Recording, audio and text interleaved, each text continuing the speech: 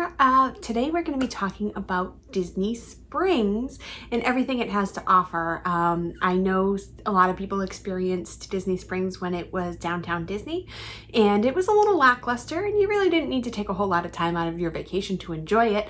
Now that it's Disney Springs, there is a lot to do, so I'm going to walk you through all of that in today's video. I'm Christina. I'm a traveler, a planner, and most importantly, a mom. I'm sharing my best tips to make traveling as a family a little less stressful. So put down your phone, pack your bags, and let's showcase the world.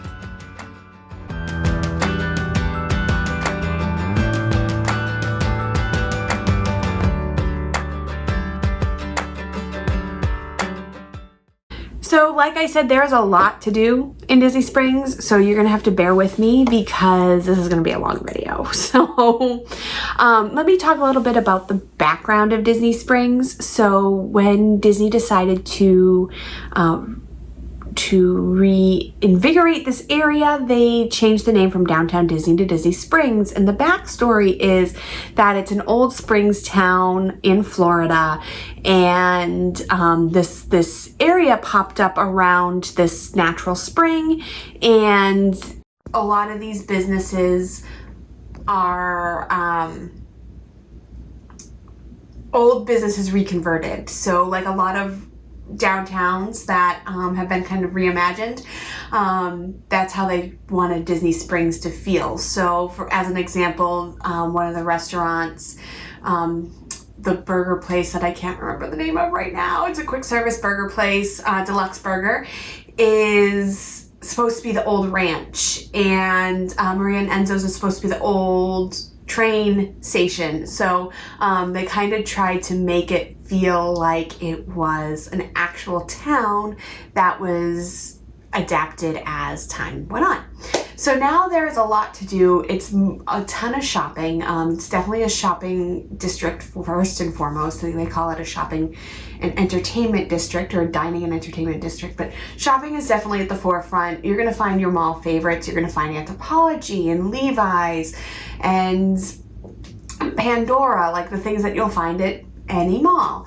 But you're also going to find luxury brands there as well that you wouldn't necessarily find a lot of places. So you have Tumi, Tommy Bahama, Lacoste, some things that are just a little bit more elevated, as well as your regular mall shopping places. What I really like is that a lot of the stores they have partnerships with, and they create Disney merchandise. So Vera Bradley has a store there, and they have their Disney merchandise front and center in that store. So normally if you walk into a Vera Bradley store, you're not going to be able to buy the Disney merchandise. This is one store where you can actually see it, touch it, see if you like it, and then decide whether or not to purchase it. The same thing with Kate Spade. You don't see a ton of the Disney Kate Spade in the Kate Spade stores, so you can do that here. Those are my two favorites, so that's why those are the two at the top of my mind. But you can buy that stuff online, you just can't see it. So this is a kind of a great place to see the stuff in person, which is exciting. They have similar partnerships with Kipling, Uniqlo, Melissa Shoes, which I love for my daughter. They're like little jellies, but much more comfortable than jellies. If you grew up in the 80s and wore jellies and you got blisters from jellies, you totally know what I'm talking about. But these are adorable jellies with Disney characters on them, but they don't have the lines where your feet like stick through and they get hurt. And they're cute. They're really cute and comfortable.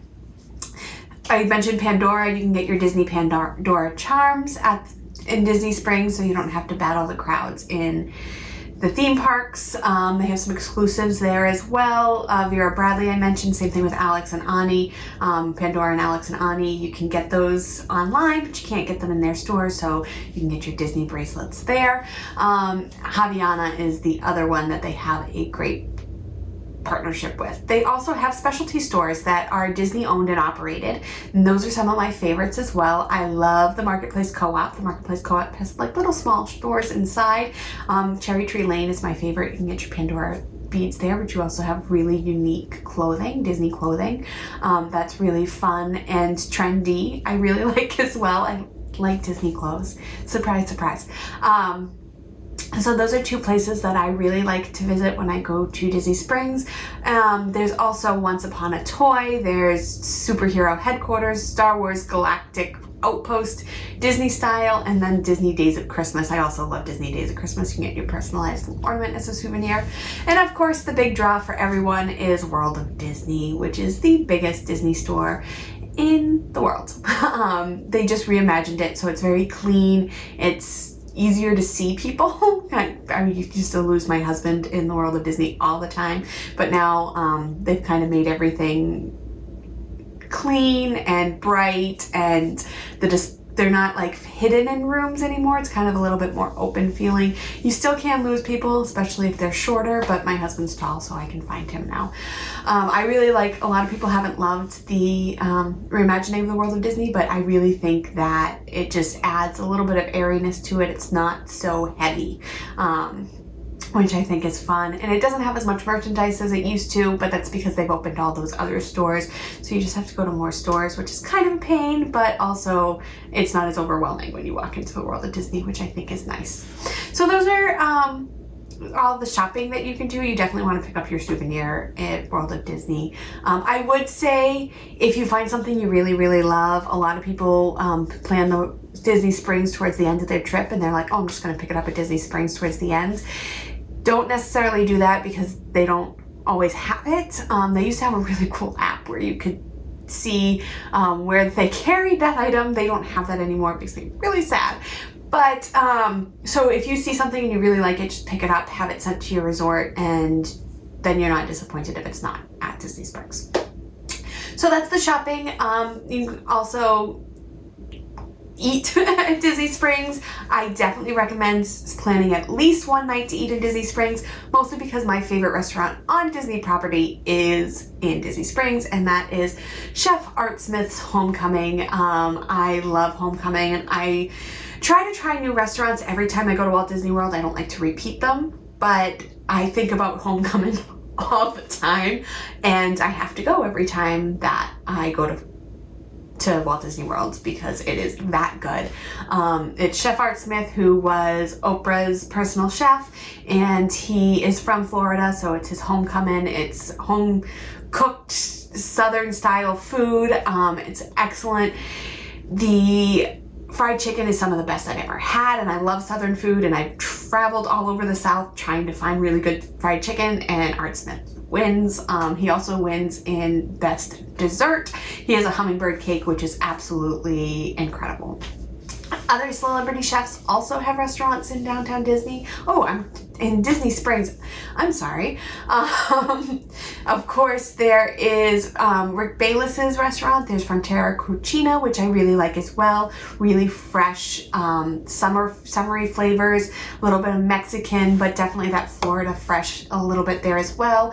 Jaleo just opened by Jose Andres. Jose Andres doing some really, really great things for the communities right now. He always has, but especially right now with the coronavirus, feeding people who might be out of work. He's always done a great job of giving back to the community, so I'd like to support Jose Andres. I haven't tried Jaleo yet. It was just opened the last trip. There were 14 of us, and it just wasn't going to work out, so I definitely have it planned for my next trip, seeing my April trip was canceled, but I really want to try Jaleo. It's Spanish style tapas. A little bit more expensive, not on the dining. It is on the dining plan, but I wouldn't recommend using a credit on the dining plan because it is the tapas style. But definitely nice for a nice night out for adults. I don't know if it would be terribly kid friendly unless you have adventurous eaters.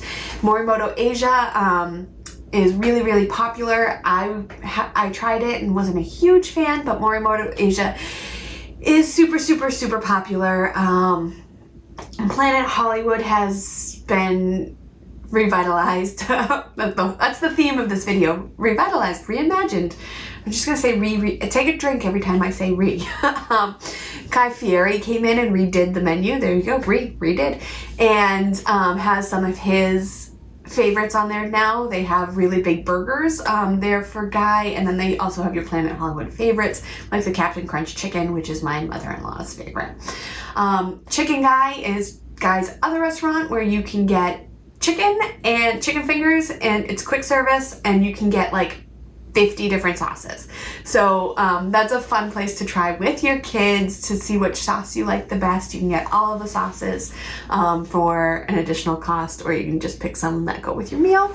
Then there's Wolfgang Puck. He had a restaurant in downtown Disney and it closed, and now they reopened a different one in a different space at Disney Springs. So I'm excited to try it. I did like his restaurant in Disney Springs. Didn't get great reviews towards the end. I did go about 10 years ago, so I can definitely see how it may have gone downhill. I hadn't tried it in a very long time, but I'm excited to try his new one to see if it's any different. In addition to the celebrity chefs, there's also more dining. There's paddlefish, which is on an old steamer. Really great seafood. Maria and Enzo is, like I said, the reimagined train station. Some Italian food attached to Maria and Enzo's is Enzo's Hideaway, which is a really fun kind of speakeasy vibe where you get, it's kind of a secret entrance, and there's some Italian appetizers. There's not a really big menu there, but some Italian appetizers, really good drinks. Paradiso 37 is South American cuisine. It's the Latitude 37 and all sorts of flavors from Latin America. It has a really cool dance floor on the weekends. Paradiso 37 Boathouse is really great steak and seafood as well. They have the Omnicar rides, which is like a dream come true. I used to love Chitty Chitty Bang Bang, so the fact that you can go in the water on this car is like super cool. They have a really cool atmosphere where you can eat inside boats, which is fun as well. STK Orlando is a chain. There's an STK in Las Vegas as well, and really great steak restaurant, great for date night. Pretty expensive, so I don't know if you want to bring the kids, but that's great there as well. And Terralina Handcrafted Italian, I haven't tried yet. It is a reimagining of a restaurant that used to be there, and I can't remember the name right now, but it's basically a Northern Italian eatery. So you're gonna have, it's an Italian steakhouse, so you're gonna get steaks and more of the Northern Italian cuisine than the more pizza and pasta we know from Southern Italy. If you don't want a full sit-down meal, there's quick meals as well. There's Arista Crepes, there's Blaze Pizza, there's Deluxe Burger, which I mentioned before, Earl of Sandwich. The Earl of Sandwich has a really great Thanksgiving sandwich, which I love. Pizza Ponte, I haven't tried. That's the same restaurant group as Maria Enzo's and Enzo's Hideaway. And the Polite Pig is barbecue, really good barbecue. And in fact, great use of your quick service credit, really good value for your quick service credit, actually. And then I mentioned Chicken Guy is quick as well when we were talking about celebrity chefs. But there's more to do than just shopping and eating. There's some shopping experiences where you can create your own souvenir, which is always really fun. You can build a dino at the T-Rex restaurant. Oh, I didn't mention the T-Rex restaurant, did I? T-Rex and Rainforest Cafe are there as well. I probably didn't mention them because I think I labeled it world-class dining, and I wouldn't consider those world-class dining. But if you have kids then who want to do them, then you can do them. You can build a lightsaber at Star Wars Outpost. It's not the really good quality lightsaber that you'd get at Star Wars Galaxy's Edge. It's one of those old plastic ones that you used to be able to build, and you can still build them. And then personalized Christmas ornaments, I mentioned. I think those are a great souvenir. There's the Coca-Cola store, which has meetings with the Coca-Cola Polar Bear. You can get different flights of soda. You can get adult flights of soda. Really cool experience. The Lego store is really fun as well. You can build Legos while you shop, and they have the hands-on tables where right in the store you have the larger-than-life models of Disney characters, which I always think are fun as well.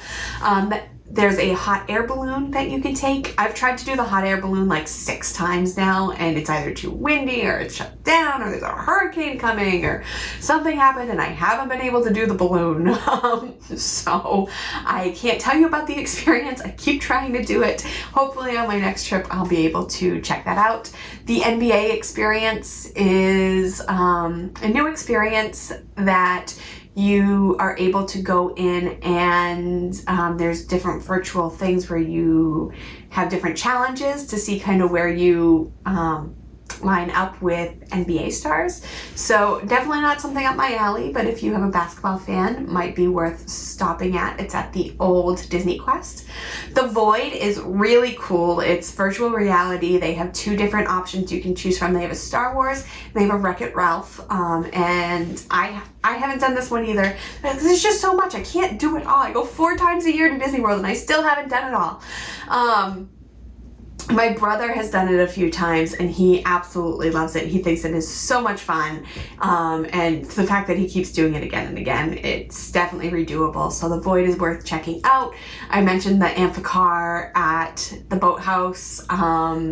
You can get your face painted. There's a photo studio there. There's a PhotoPass photo studio. So if you have Memory Maker, you can get some fun family photos done in a studio. So you can either have a regular studio background or they do backgrounds of like Be Our Guest restaurant or the castle, and some fun things in that photo studio. All right, let me reassess here. Gotta look at my notes because there's a lot going on. You want to get a treat after your dinner or just while you're shopping. Again, I recommend going to Homecoming and getting the hummingbird cake because it's like the best thing I've ever eaten. There's Candy Cauldron where you have your cake pops, cookies, popcorn, all of that stuff. Erin McKenna's Bakery has vegan and gluten-free treats. Goofy's Candy Company, you can kind of create your own treat, your own chocolate dip pretzel or your apple, and you kind of tell them what you want on it. Ghirardelli has a store down there where they have house-made fudge and Sundays shakes and floats. The Ganachery has dark and milk chocolate ganache. Sprinkles has gourmet cupcakes and ice cream. They also have the famous cupcake ATM, but the ice cream, I like the ice cream at Sprinkles way better. The Captain Crunch ice cream is really, really good. And I'm missing one there. I'm missing Amarette's. Amarette's Patisserie has custom cakes. They also have cake classes. So that's really something fun to do if you want to do something other than hang out at the resort, but want to get a break from the crowds of the theme parks. Take a cake decorating class, or just stop in and get a frozen wine slushie. That's personally my favorite thing. They have a frosé, of course. I have a frosé, but they also have a frozen red wine, which I'm a red wine drinker, so the fact that they have something a little less sweet, but still sweet and delicious, I love their frozen wines. Speaking of frozen wines, Wine Bar George also has some frozen treats. They have a Dole Whip mimosa, and they have some really great takeaways. Wine Bar George the picnic basket at Wine Bar George is a great place to stop and get some treats. They have like cheese and stuff that you can take with you in a picnic basket, hence the picnic basket. But let me go back to Wine Bar George, because one of the other things you do is these great lounges. If you don't want a full sit down meal or you want to stop somewhere before your dinner, then check out one of these great lounges. I mentioned Enzo's Hideaway before. That's the Speakeasy. There's Jock Lindsay's Hangar Bar, which is themed to Indiana Jones and really, really cool. If you like Trader Sam's at Polynesian, this is similar in kind of the feel. There's some small plates there as well. Raglan Road, also a great restaurant. But a great place to get a drink is an Irish bar. You can get great Irish food. Gluten-free fish and chips is something that definitely worth mentioning. And then there's live entertainment there. There's Irish dancers and an Irish band, so that's always a fun night as well. The Edison is really cool. It is a kind of steampunk themed, and you can get an excellent dinner here. You can get more than just small bites at the Edison. but at night it turns kind of into a nightclub with burlesque dancers and stilt walkers and like people coming down from the ceiling. So if you're looking for a night out, since Pleasure Island doesn't exist anymore, this is kind of a great option for you, is to head to the Edison. And then, like I said, Wine Bar George. George has been a Disney cast member for an amazing number of years, and he's a world-class sommelier. He kind of does all of the wines for the Disney restaurants, and now he has his own restaurant, Wine Bar George. It's mostly those places. I would definitely, with the exception of Raglan Road, there's so many better places to eat. I would either get something quick or do like quick bites at each of them. That could be fun, doing like a pub crawl with quick bites, or a progressive meal. Is that what they call them? My brother and I did that one time and ended with the homecoming and the hummingbird cake, and it was just perfect. Like I said, the Edison becomes 21 plus after 10. I mentioned the burlesque style dancers, the flapper dresses, aerialists, that's what they're called, the people coming down from the ceiling. See, I wrote all this stuff down. And there's a really fun steampunk clad inventor who's there all the time. So even if you're having a lunch there, then you'll be there to kind of interact with you. And one of the things that you should need to get is the candied bacon on a clothesline. So that's a can't miss. The last thing I want to mention is entertainment. So I mentioned the entertainment at the Edison. I'm all over the place. I'm so sorry. Cirque du Soleil. Cirque just came out with a Walt Disney exclusive show. It's a collaboration between Disney Animation Studios, Walt Disney Imagineering, and Cirque, and it's about the animator's desk coming to life, the drawings coming to life, and stage. It just opened like 2 days before the parks closed for coronavirus, so I'm definitely going to check that one out on my next trip as well. The House of Blues is there. If we're talking about really great desserts, they have a banana bread pudding, which is really delicious. You can get that at the walk-up window. You don't have to eat there. They have concerts there, so maybe your favorite person is coming. It's great to plan a trip around. Raglan Road, I mentioned the live entertainment there. There's also performances by Disney Performing Arts. So Disney Performing Arts will invite different dance studios and musicians to come and play on the stage in front of World of Disney. And there's like musicians all throughout, because they want it to feel like a small town. So they have people who are kind of like buskers. They have a roaming piano. So it's really fun. There's not necessarily things to do. Like you don't go there to go on rides, although there are rides for small kids. There's a carousel and little train. They do cost money. Basically, you go down for dinner, you shop a little bit, maybe do an activity, but it's definitely worth planning at least one of your meals down there, checking it out, especially at Christmas time. They have a Christmas tree trail. You can meet Santa. If you can build it into your trip, I think it's worth a stop. I think it's nice to take a break in one of the mornings, spend it by the pool, and then maybe just grab dinner at Disney Springs. It's super easy if you're staying at Saratoga Springs or Port Orleans. You can just take the boat down, or Old Key West, and enjoy everything that Disney Springs has to offer. I think that's everything. I'm quickly trying to look at my notes. I'm sure I forgot something, but I do have this all written in a blog post, which might be a little bit easier to consume. I will link the blog post below. If you need help planning your Disney vacation, making your dining reservations, please schedule a call with me. I will put the link to scheduling it below. It is a no obligation call. We'll just talk through what you're looking for and whether or not we'll be a good fit. So thank you guys so much for joining me, and I hope that I can help you take a break from the busy. Need help planning your next family vacation? Visit us at showcasetheworld.com to request a quote or schedule a free vacation consultation. Want more great travel tips? You'll find those there too.